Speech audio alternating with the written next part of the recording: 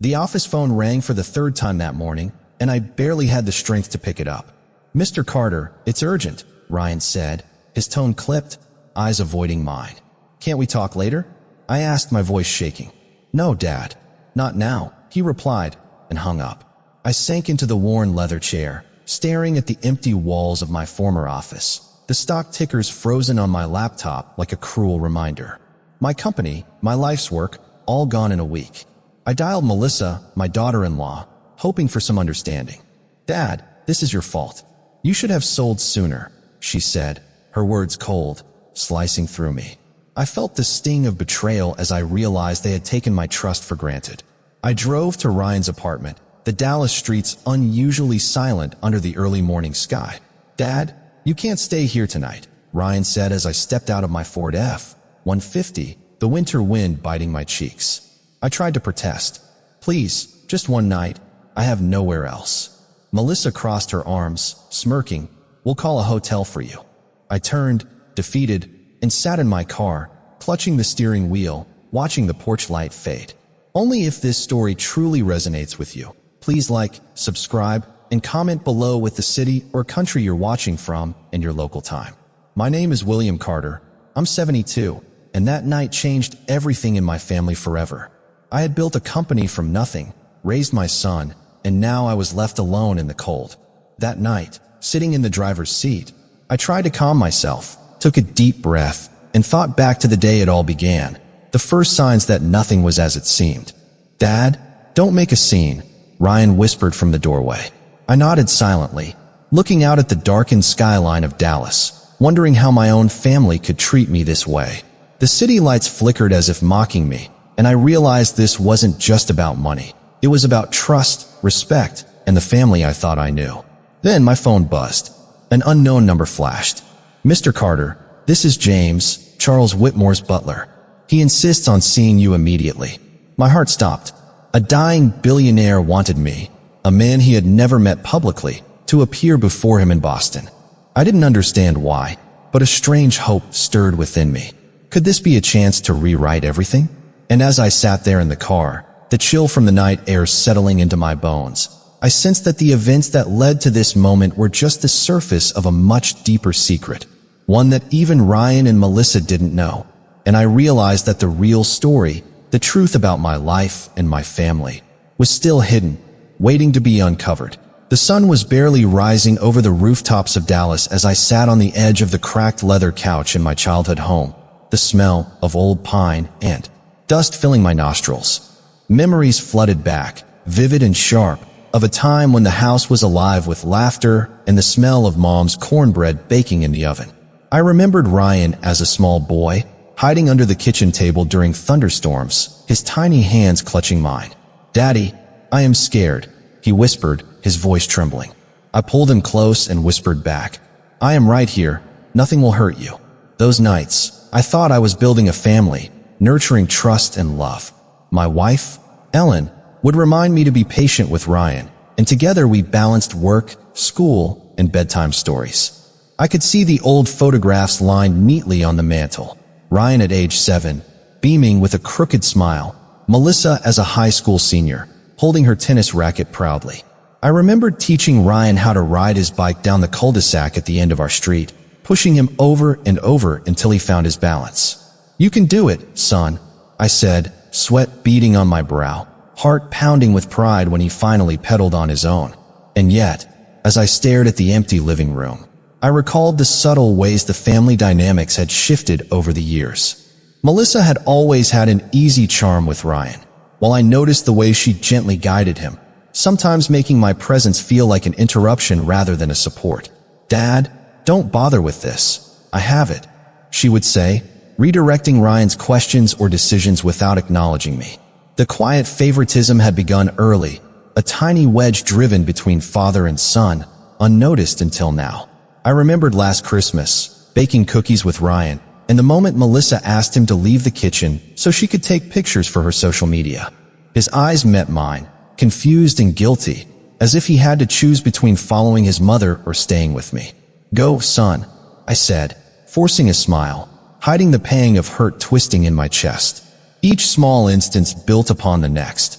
uninvited exclusions from family dinners, whispered decisions that I was left out of, gifts for others planned without me knowing, subtle manipulations that shifted the family's attention away from the person who had given them everything. Sitting there, I touched the frayed edge of the old armchair my father had made for me when I was a boy, and I realized that patterns of favoritism and cold calculations had been sowed long before the present disaster. My throat tightened as I thought about the long chain of small betrayals, a lifetime of unnoticed slights adding weight to this moment. I closed my eyes and pictured the cold, empty spaces in the house where laughter once resonated, imagining Ryan walking through the hallways oblivious to my presence, following the guidance of another. A soft breeze came through the cracked window, carrying the faint scent of freshly mowed grass from the cul-de-sac, and I felt a flicker of resolve. If the walls could hold memories of joy, they could also witness a turning point.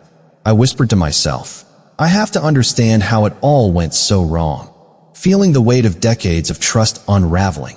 And at that moment, a single notification pinged on my phone. An email from an unknown sender simply said, "There is more to the story than you know. Meet me tomorrow morning at Logan Airport." My heart raced, a surge of curiosity and dread mixing in equal measure, and I knew that the path I was about to take would reveal truths hidden from me all these years. The sun had fully risen by the time I reached Logan Airport, and I parked my Ford F-150 along the curb, staring at the hustle of travelers rushing to gates and taxis weaving through traffic. My hands gripped the steering wheel, knuckles white, as I tried to steady my breathing. The email from the previous night replayed in my mind. Meet me tomorrow morning at Logan Airport. I had no idea who would be waiting, but instinctively I knew that this encounter might change everything. I walked past the line of passengers, their suitcases rattling and voices blending into a cacophony of announcements and rolling carts, until a tall man in a crisp black suit approached. "Mr. Carter?" he asked, voice calm yet commanding. I nodded. "Follow me. Mr. Whitmore is expecting you." I followed him through a series of corridors, my shoes echoing against the polished floors, until we arrived at a private lounge. The man gestured toward an elderly figure seated in a high-backed chair. Charles Whitmore's eyes met mine, sharp yet filled with a quiet intensity. "William Carter," he said, voice raspy but firm. "Thank you for coming." I felt a strange mix of anxiety and curiosity. "Sir, I must admit, I do not understand why I am here," I said, my voice measured, keeping my usual restraint. Whitmore leaned back, steepling his fingers, and smiled faintly. "All in due time. First, I need to know you understand what it means to have integrity when everything else collapses." I nodded, sensing that my reputation, my past decisions, and perhaps the life I thought I had lost were being observed. Just then, the door opened, and a younger woman, impeccably dressed, stepped in. "Mr. Carter, I am Abigail Whitmore, his granddaughter," she said, her tone polite, but her eyes scrutinizing me, as though gauging my every reaction. "Grandfather has followed your career closely. He admires how you rebuilt after adversity."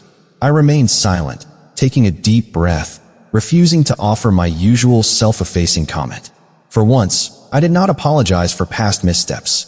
A small thrill ran through me, the realization that someone saw me without judgment, without the weight of past grievances clouding their view. Abigail handed me a thick manila envelope. "He wanted you to have this before we proceed." I opened it carefully and found documents detailing a hidden partnership, investments, and a note from Whitmore himself, praising my foresight and resilience. "This is remarkable," I said, trying to mask the sudden surge of hope and disbelief. "It is more than you know," Abigail said softly. "But there is a complication." My heart sank slightly. "Complication?" I asked. She glanced at Whitmore, who nodded subtly. "Your son, Ryan, and his wife, Melissa, have been making decisions based on incomplete information. They do not know about this arrangement." I froze. A mix of vindication and dread filled me. If Ryan and Melissa were unaware, then the next steps would be delicate. "Do you understand the responsibility, Mr. Carter?" Whitmore asked, leaning forward. I straightened in my chair. "I do," I said, voice steady, finally feeling a sense of agency returning. Abigail smiled faintly. "Good. Grandfather will now reveal why he insisted on seeing you personally." Whitmore's hand trembled slightly as he reached into the envelope, pulling out a photograph from decades ago of him standing beside a much younger me, shaking hands in a hospital hallway.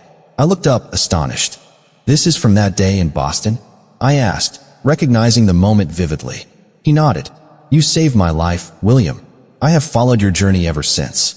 My mind reeled, piecing together fragments of a truth that had been hidden for years. As I absorbed this, I felt the weight of betrayal from my own family diminish slightly, replaced by the heavy thrill of a revelation that could change everything. And just as I began to ask a question, Abigail's eyes widened subtly, glancing toward the door, as if signaling that someone unexpected had arrived, and I realized immediately that the next moments would escalate the stakes far beyond what I had imagined. The door opened before anyone could answer my question, and 3 men in tailored suits entered the private lounge carrying folders thick enough to hold a lifetime of secrets. The atmosphere changed instantly. Abigail's expression tightened, and Charles Whitmore slowly closed his eyes as though he had been expecting this moment for years. One of the men stepped forward. "Mr. Whitmore, the board members have arrived. They insist this discussion cannot continue without them." His voice was respectful, but beneath it I sensed tension. Charles opened his eyes and looked directly at me. "William, what you are about to hear explains more than you realize." I sat quietly while the men took their seats around the table. The oldest among them slid a folder toward me. "Please review page 17. My hands trembled slightly as I opened it. There, among legal documents and financial reports, was my name. Not once, not twice, dozens of times. Reports, evaluations, notes stretching back nearly 30 years. I looked up in confusion. Why would my name be in your corporate records? The room fell silent. Abigail answered, "Because after that day in Boston, my grandfather never forgot you." My chest tightened. She continued, "When you saved his life, he asked investigators to learn more about the man who refused any reward." I stared at the pages. Promotions I had earned, business risks I had taken, community projects I had funded. Somehow Charles had quietly followed my life for decades. "That is impossible," I said softly. "I never knew any of this." Charles smiled sadly. "That was intentional." Then another voice interrupted. "And that is exactly the problem." A younger board member leaned forward. Mr. Whitmore became emotionally invested. He ignored objective judgment. His words landed like stones. Another man nodded. For years he insisted William Carter represented the values this company was founded upon. But the reality is different. He pushed another folder across the table. I opened it and immediately felt my stomach drop. Newspaper articles, financial reports, headlines describing my company's collapse, failed investments, lawsuits from creditors. Every mistake from the worst year of my life assembled into one devastating collection. "You see," the man continued, "the image he created no longer exists." I looked at Charles. His face remained calm, too calm. Then I noticed something strange. Several documents had dates that did not make sense, numbers that did not match my memory, information that was incomplete. Abigail noticed my expression. "What is it?" she asked. I pointed to a report. "This project succeeded." "Why does this document say it failed?" The board member immediately answered, "That is irrelevant." His response came too quickly. Another page showed losses attributed to decisions I had never approved. The deeper I looked, the more inconsistencies appeared. My heartbeat accelerated. Someone had built a narrative around me. A convincing one. A dangerous one. A false one. And judging by the expressions around the table, many people believed it completely. Charles suddenly pushed himself upright. "Enough." His voice was weak but commanding. Every person in the room fell silent. "For years you accepted reports without questioning who prepared them." He pointed toward the documents. "Those files tell only part of the story." The youngest board member stood abruptly. "Sir, with respect, the evidence is clear." Charles shook his head. "No, the evidence was managed." A heavy silence settled over the room. Abigail slowly turned toward one particular board member seated near the window. His face had gone pale. He loosened his tie and avoided eye contact. In that instant, I understood something terrible. The lies had not spread by accident. Someone had carefully shaped them. Someone powerful. Someone sitting in this very room. And before Charles could reveal the name, the boardroom doors suddenly burst open and a familiar voice echoed across the room, causing my entire world to stop for a second time. Dad, the voice echoed through the room, and every head turned toward the doorway. My stomach tightened immediately. Ryan stood there, breathing hard as though he had rushed through the entire building to find me. For a moment, nobody spoke. The silence felt heavier than any argument. Ryan looked older than I remembered from only a few days earlier. His eyes moved from me to Charles Whitmore, and then to the board members gathered around the table. "I have been trying to reach you," he said. "Why did you not answer any of my calls?" I stared at him quietly. The question almost made me laugh. For years I had been the one making calls. For years I had been the one reaching out first. Now suddenly I was the one who was unavailable. Ryan pulled his phone from his pocket. I left 12 voicemails. I sent emails. I sent text messages. He stepped closer and held up the screen. "Look." I glanced at the messages. There they were. Timestamps stretching across 2 days. The words looked concerned. Desperate, even. But something felt wrong. Charles Whitmore watched silently while Abigail crossed her arms. "When exactly did these messages start?" she asked. Ryan hesitated. 2 days ago." Abigail nodded slowly. "Interesting." She opened a folder from the table and slid it toward me. Inside were copies of news articles published 48 hours earlier. Headlines speculating about Charles Whitmore's successor. Headlines discussing potential beneficiaries. Headlines mentioning my name. Suddenly, everything became clear. Ryan had not started searching for me after realizing I was gone. He had started searching after seeing my name attached to one of the wealthiest men in America. The realization hurt more than I wanted to admit. Not because I was surprised, because I was not surprised at all. Ryan noticed my expression. "Dad, it is not what you think." I looked at him. "Then tell me what it is." His mouth opened, but no words came out. Across the room, another board member cleared his throat. "Mr. Carter, perhaps family matters should remain private." Abigail immediately responded. "This stopped being private when people started manipulating information." Ryan turned toward her. "You do not know anything about my family."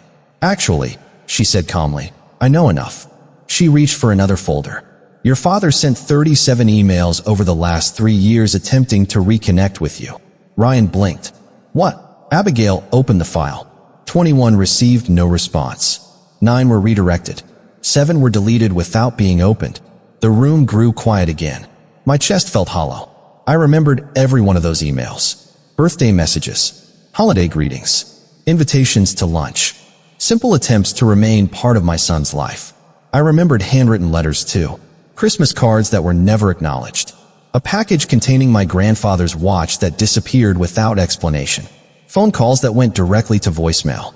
I remembered sitting at my kitchen table staring at a blank screen after sending messages that never received answers. "Ryan," I asked softly, "did you ever see any of them?" His face lost color. Slowly he shook his head. "Melissa handled most of our family email accounts." The answer hung in the air like smoke. Nobody spoke. Nobody needed to. Suddenly years of silence made a terrible kind of sense. But even then I could not find relief. Because the damage had already been done. Relationships neglected long enough become strangers. Trust ignored long enough becomes doubt. Love unanswered long enough becomes distance. Ryan sank into a chair and stared at the floor. I looked away and out the tall window overlooking Boston Harbor. Boats moved peacefully across the water while inside the room every certainty I had once trusted continued falling apart. Surrounded by people, surrounded by evidence, surrounded by explanations, I felt more alone than I ever had sitting in that cold truck outside my son's house. That night I could not sleep. Boston Harbor shimmered outside the guest suite window that Whitmore Industries had arranged for me, but the view did nothing to quiet my thoughts. I sat alone in a leather chair, staring at the reflection of an old man in the glass. For the first time in years, I stopped asking myself why people had treated me the way they did. Instead, I began asking a different question. Why had I accepted it for so long? The realization was uncomfortable. For decades, I had confused patience with silence. I had convinced myself that keeping peace was the same thing as preserving relationships. Every ignored message, every canceled dinner, every forgotten birthday had been filed away in my mind as a misunderstanding. Looking back now, I could see the pattern clearly. The loneliness had not appeared overnight. It had arrived one small disappointment at a time. My phone buzzed softly on the side table. It was a message from Ryan. "Dad, can we talk?" I stared at the screen for several seconds before answering. Tomorrow. A few moments later, another message arrived. Please. I set the phone down without replying. Not out of anger. Simply because I no longer had the energy. Around midnight, there was a knock at the door. When I opened it, Abigail stood there holding 2 cups of coffee. I thought you might still be awake, she said. I stepped aside and invited her in. She sat across from me while the city lights flickered beyond the glass. For several minutes, neither of us spoke. Then she asked quietly, "Were you close to your wife?" The question caught me off guard. I smiled sadly. Very. I reached into my wallet and removed a worn photograph. Ellen stood beside me at a company picnic nearly 20 years earlier, her hand resting on my shoulder, both of us smiling at something outside the frame. Abigail studied the picture carefully. "She looks kind." I nodded. She was the strongest person I ever knew. The room grew quiet again. "When did she pass away?" she asked. My throat tightened. 8 years ago. Saying it aloud still hurt. Ellen had always been the bridge between me and everyone else. She remembered birthdays. She organized family dinners. She noticed hurt feelings before they became wounds. After she was gone, the family continued moving forward, but something essential disappeared with her. "I think she held everyone together," Abigail said gently. She did. I looked down at the photograph. After she died, I kept telling myself things would improve. I thought if I stayed patient long enough, people would eventually remember what mattered. Abigail leaned forward slightly. And now, I stared out at the harbor again. Small boats moved through the darkness beneath distant lights. Now I think I spent too much time waiting for people to become who I hoped they were. The words surprised even me. For years I had avoided that truth. Abigail smiled softly. "That sounds like wisdom, not regret." We sat quietly for another moment before her phone vibrated. She glanced at the screen and frowned. "What is it?" I asked. She hesitated. "The doctors." My stomach dropped. Together we hurried downstairs toward Charles Whitmore's private medical wing. Nurses moved calmly through the hallway, but something in their expressions told me everything had changed. Outside the room, one physician removed his glasses and sighed heavily. Abigail's face turned pale. I felt a deep ache settle into my chest. The man who had unexpectedly entered my life was slipping away. The loneliness I thought I understood suddenly felt larger than ever. Yet as I stood there, another feeling emerged beneath the grief. Clarity. Charles had spent decades searching for me because he believed character mattered more than circumstances. And for the first time in a very long time, I began to believe that as well. Then the physician looked directly at me and said, "Mr. Carter, he is asking for you. There is something he wants you to hear before it is too late." When I entered Charles Whitmore's room, the machines hummed softly in the background, and the first light of morning was beginning to spill through the tall windows overlooking the harbor. Charles looked weaker than he had the day before, but his eyes were clear. He motioned for me to sit beside him. "William," he said quietly, "people spend their lives chasing money. The smart ones chase purpose." I pulled my chair closer. "I do not understand why you chose me," I admitted. A faint smile crossed his face. "That is exactly why." He reached toward the bedside table where a thick folder rested. "Everything you need is inside." I looked down at the folder but did not open it. What am I supposed to do with this? Charles took a slow breath. "Build something useful. Build something that outlives you." For several seconds neither of us spoke. Then he added, "Do not waste time trying to convince people of your value. The people who matter will see it themselves." Those words stayed with me long after I left the room. 2 weeks later, after the funeral, I found myself standing inside a modest office building on the outskirts of Boston. No luxury furniture, no marble floors, just empty rooms, old carpet, and opportunity. The folder Charles left behind contained far more than financial documents. It contained introductions, recommendations, notes written in his own hand. One page simply read, "Trust William Carter." I rented a small office suite and hung a simple sign on the door, "Carter Business Recovery Group." The first client arrived 3 days later. A 58-year-old restaurant owner named Frank. He sat across from me looking exhausted. "Everybody keeps telling me to give up," he said. I slid a legal pad across the desk. "Then let us start by ignoring everybody." He laughed for the first time during the meeting. A week later he returned with a plan. Then another client came. Then another. Word spread quietly. Not because of advertisements. Because results speak louder than promises. Every morning I arrived before sunrise. Every evening, I locked the office myself. I organized files, answered calls, reviewed business plans, and helped struggling owners avoid the mistakes I had made. One afternoon, Abigail stopped by carrying coffee. She looked around the busy office and smiled. "You built this quickly." I shrugged. "I spent 40 years learning what works and 10 years learning what does not." She laughed. Grandfather would have liked that answer.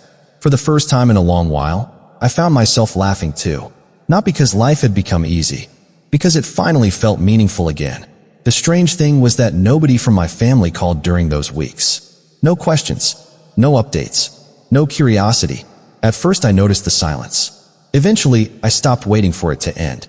My days became filled with work, purpose, and people who genuinely wanted help. One evening, as I prepared to leave the office, Abigail appeared in the doorway holding a newspaper. Her expression was impossible to read. "You should see this," she said. I took the paper from her hands and immediately froze.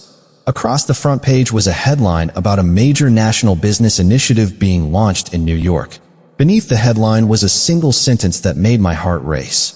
The board of Whitmore Industries had officially requested a private meeting with William Carter. 3 days later, I found myself standing on the 42nd floor of Whitmore Industries headquarters in Manhattan.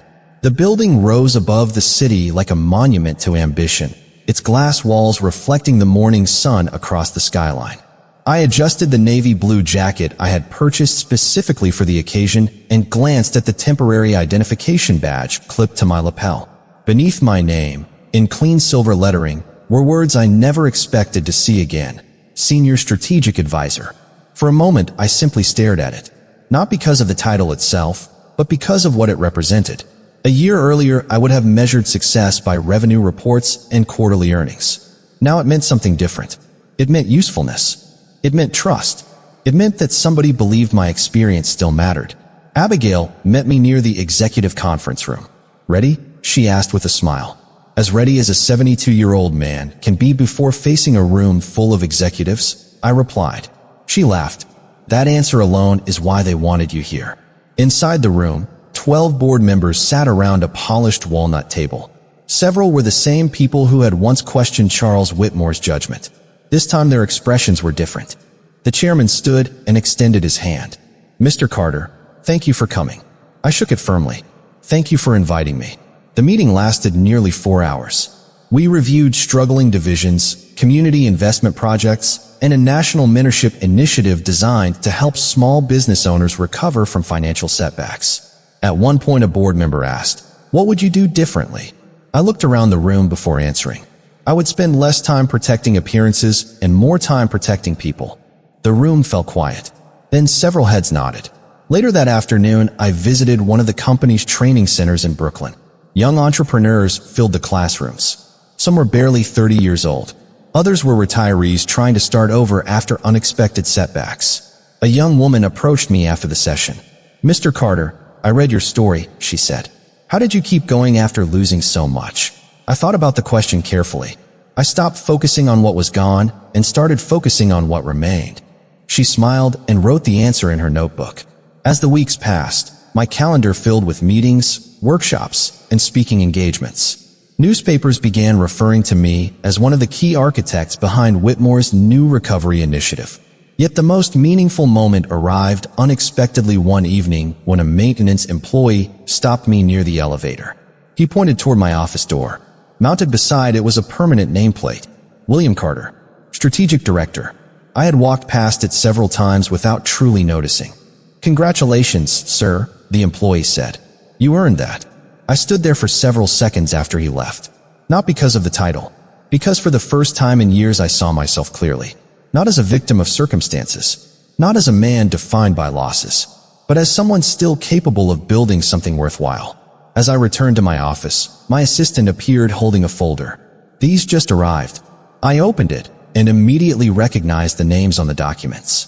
Ryan Carter, Melissa Carter, requests for a formal meeting. I slowly closed the folder and looked out across the Manhattan skyline. The present had finally caught up with the past. The morning sunlight filtered through the blinds of the hospital room, casting thin stripes across the floor. I stood near the door, hands clasped behind my back, watching as the team of doctors and nurses moved efficiently around Charles Whitmore's bed. The rhythmic beeping of the monitors was the only sound punctuating the quiet tension. Abigail approached quietly and lowered herself onto a chair beside me. "He has been waiting," she said softly. I nodded, feeling the gravity of the moment pressing down. My phone lay on the table, vibrating intermittently with messages from clients and press inquiries, but I ignored them all. Time had shrunk to this small room, to this one encounter that could define everything. The door opened again, and Ryan stepped inside, his expression a mixture of curiosity and unease. Melissa followed behind him, adjusting her scarf nervously. I did not turn immediately. I allowed them to wait, to feel the weight of the room. "Dad," Ryan began, voice cautious, "I wanted to be here. His words faltered under the intensity of the silence. Melissa added, "We didn't know how serious it was." I finally turned and looked at both of them steadily, seeing their uncertainty reflected back at me. "You are late," I said simply, letting the observation speak for itself. The tension thickened as the nurse handed Charles a tablet, displaying charts and notes for the family. He reached slowly for my hand, his eyes locking onto mine. "William, there is someone who must understand the truth before I am gone," he whispered. Ryan and Melissa leaned in, trying to see the screen, but I gently shifted so only I could view it. "It is your father's decision who sees this first," I said, my voice calm but firm. Abigail placed a hand lightly on my shoulder, a silent acknowledgement that control had returned to me. The room felt suspended, every movement deliberate, every glance weighted with anticipation. Charles coughed softly, drawing the attention of everyone in the room. "I trusted someone to guide me in my final days, and that person chose wisely," he said, a faint smile breaking across his face.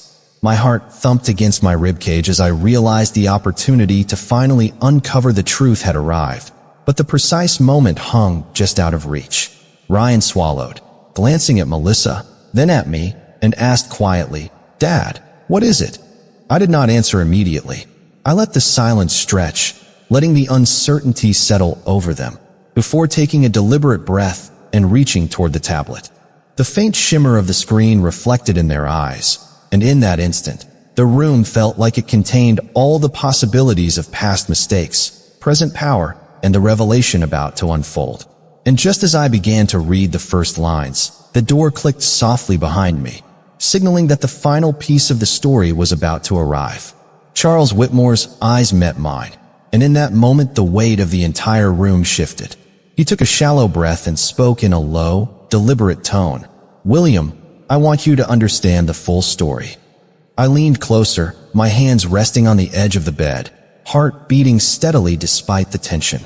The screen in front of me flickered, revealing documents, letters, and photographs I had never seen. Abigail and the board members watched quietly, their expressions tight but respectful.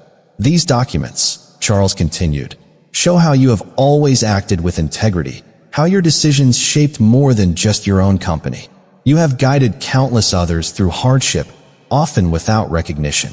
I studied the images of workshops I had conducted, entrepreneurs I had mentored, and small business owners whose lives were transformed through programs I had initiated.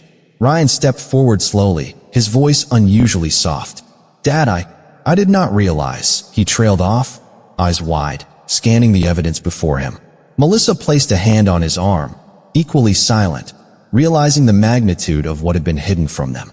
I felt a quiet power settle in my chest, a recognition not of arrogance, but of earned authority. "You see," Charles whispered, "all the years of patience, all the effort that went unseen, it has led to this moment. You are not defined by what others denied you, but by what you built despite it." Abigail handed me a sealed envelope. "Open it when you are ready," she said softly. I slid it out and unfolded a letter in Charles's handwriting. It outlined a trust, a strategic partnership, and a mandate for initiatives I could lead immediately. I looked up at Ryan and Melissa. "Everything you thought you knew about me, about my capabilities, is only a fraction of the truth," I said steadily.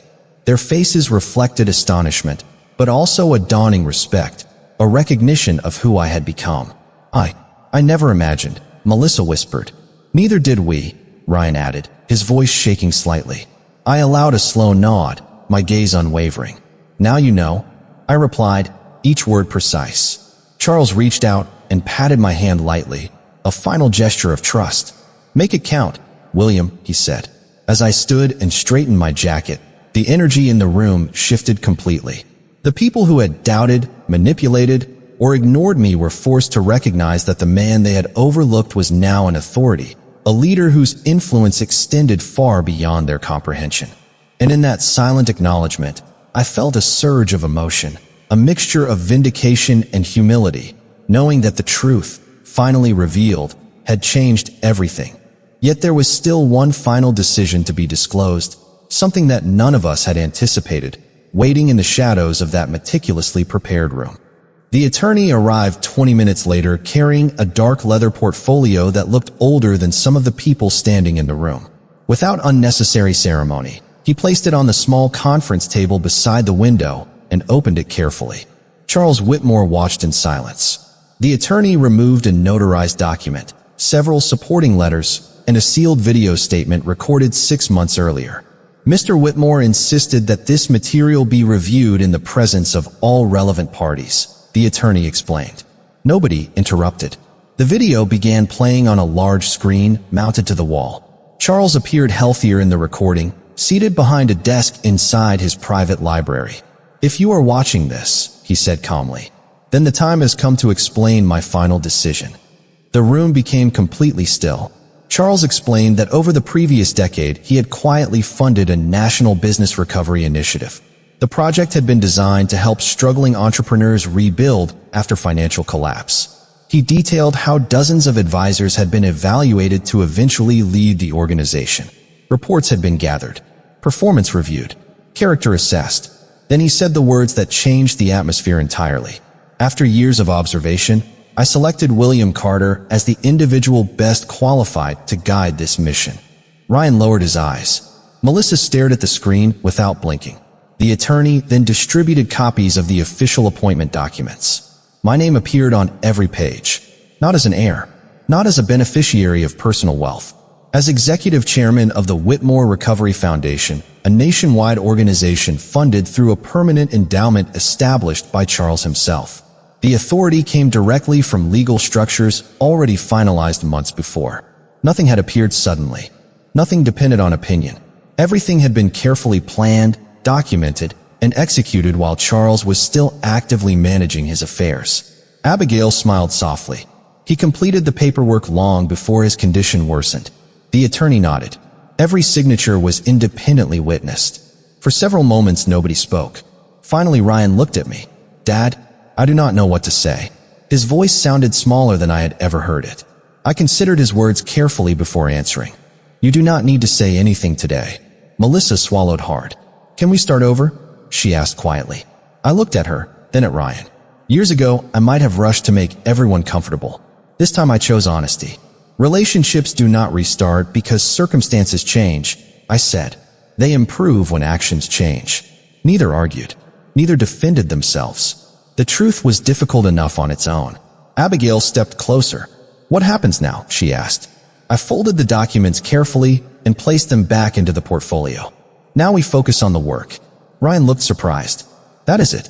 I gave a small smile. The work was always the point. Outside the window, the afternoon sun reflected across Boston Harbor. Inside the room, a new balance had settled into place. Nobody controlled my future except me. Nobody could define my worth except my own actions. Yet despite the clarity, a quiet ache remained. Some distances cannot be erased by a single conversation. Some wounds require time. As the meeting concluded and people slowly began leaving the room, Ryan lingered near the doorway as though he wanted to say something more. He opened his mouth, hesitated, and then glanced toward the attorney who had just received a new message on his phone. The attorney's expression changed instantly. He looked up at me and said, "Mr. Carter, there is one final instruction from Charles that has not yet been disclosed." The final instruction turned out to be surprisingly simple. Charles had recorded one last letter, addressed only to me. A week after everything was settled, I sat alone in my office overlooking the Boston skyline and opened it. There were no hidden assets, no secret business deals, no dramatic revelations. Just a handwritten note. In it, Charles thanked me for reminding him that character still mattered in a world obsessed with appearances. At the very end, he wrote a single sentence: "The greatest inheritance is not wealth. It is the courage to remain yourself when life gives you every reason not to." I folded the letter carefully and placed it beside a photograph of Ellen on my desk. Months passed.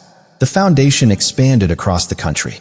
Thousands of small business owners received guidance, resources, and second chances. Every week, I met people who believed their lives were over. And every week, I watched some of them discover that a setback was not the same thing as an ending. Ryan and I slowly rebuilt a relationship. Not perfectly, not quickly, but honestly. We met for coffee. We had difficult conversations. We learned to listen more than we spoke. Melissa apologized without excuses. I accepted her apology without pretending the past had never happened. Boundaries remained. Respect grew. Trust returned in small pieces. That was enough. One autumn evening, I visited a community center funded by the foundation. As the event ended, a young entrepreneur handed me a framed photograph. It showed dozens of people standing together outside a newly opened business, smiling, hopeful, moving forward. I brought the photograph home and placed it beside Ellen's picture and Charles's letter. Looking at those three objects together, I realized they represented the entire journey. Love, purpose, legacy. My life was not perfect. It never would be. But it was peaceful, clear, meaningful. If there is one lesson I learned, it is this: never allow another person's opinion to become the measure of your worth. Protect your financial future. Protect your emotional well-being. Pay attention when your intuition whispers that something is wrong. And remember that forgiveness does not require surrendering your boundaries. Sometimes healing begins the moment you stop asking others for permission to value yourself. If you are listening to my story while carrying your own disappointment, betrayal, or loneliness, I hope you know this. Your hardest chapter is not necessarily your final chapter. Keep moving forward. Keep learning. Keep believing that your life still has purpose. God often works quietly, and sometimes the blessings we need arrive through doors we never expected to open. My name is William Carter. I am 72 years old, and the core lesson I want to leave with you is simple: never lose yourself while trying to keep others. Thank you for spending this time with me and allowing me to share my journey. I hope it helped you feel a little less alone. If this story touched your heart, feel free to leave a comment sharing where you are watching from and what lesson stayed with you.